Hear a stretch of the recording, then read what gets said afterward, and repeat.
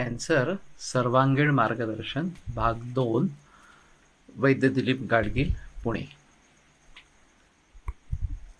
Cancer यह संज्ञा conventional medicine की या आज के वैद्यक शास्त्र की है, तो बेहतर है हम उसके बारे में उन्हीं के विचार से पहले सोचें और फिर आगे आयुर्वेद वगैरह अन्य शास्त्रों में उसके बारे में किस प्रकार से विचार हो सकता है इसके बारे में सोचें। बिल्कुल सीधे शब्दों में अगर बताया जाए तो अनैसर्गिक इस प्रकार के कोशियों की या अबनॉर्मल सेल्स अमर्यादित वाढ़ और अमर्यादित वृद्धि या फिर uncontrolled growth, so uncontrolled growth of abnormal cells is cancer. तो इसमें दो अहम मुद्दे हैं। एक तो एबनॉर्मल सेल का निर्माण होना और फिर वो बढ़ता ही जाना इस प्रकार से। अब एबनॉर्मल सेल क्यों निर्माण हो रहे हैं, ये सबसे अहम बात है। वैसे देखा जाए तो हमारे शरीर में जीन्स रहते हैं और अभी इनका कहना है कि सभी के शरीर में ऑन्कोजीन्स अभी मौजूद है। ये ऑन्कोजीन्स जो कैंसर को निर्माण करने वाले इस प्रकार के जीन्स है, वो आए कहाँ से? निसर्ग में हम देख सकते हैं कि नेचुरल म्यूटेशंस कुछ होती है और फिर एक नई प्रजाति निर्माण होती है, लेकिन ये नैसर्गिक होने के कारण कष्टदायक नहीं होती या बीमारी को निर्माण करने वाली नहीं होती। लेकिन जब हम पर्पसफुली या किसी उद्देश्य से इस प्रकार का म्यूटेशंस करते हैं, तो वो निस्संशय नैसर्गिक न होने की वजह से रोग का कारण बन सकती है। खास करके ये जर्सी गाय या होल्स्टीन काऊ, इनका जो निर्माण आरंभ हुआ,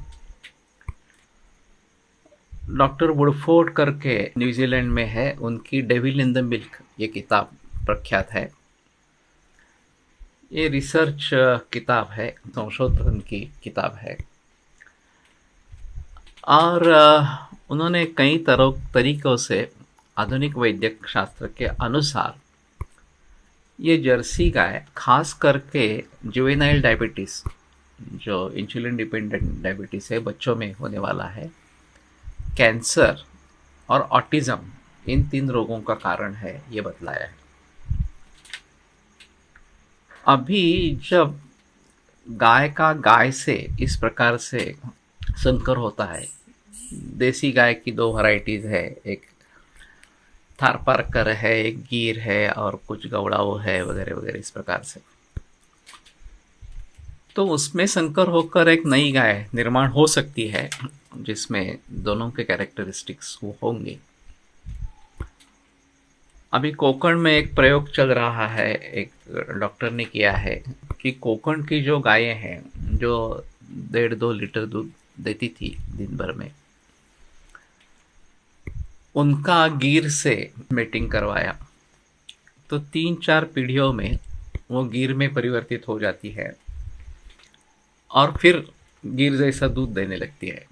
लेकिन फिर भी ये हमारी ही देसी गायों में ही हुआ है और उनका एक कहना है कि इस प्रकार से अगर हम करते हैं तो वो जो देसी गाय है, कोकण की गाय है, वो उस पर्यावरण से अनुकूल है, उसकी आदि है, उस पर्यावरण की आदि है, तो उसमें इस प्रकार का गिर का परिवर्तन हो जाए तो गिर के जो फायदे हैं, दूध बढ़ना, ये उसमें प्राप्त हो जाते हैं, लेकिन उसके लिए कोई तकलीफ नहीं होती।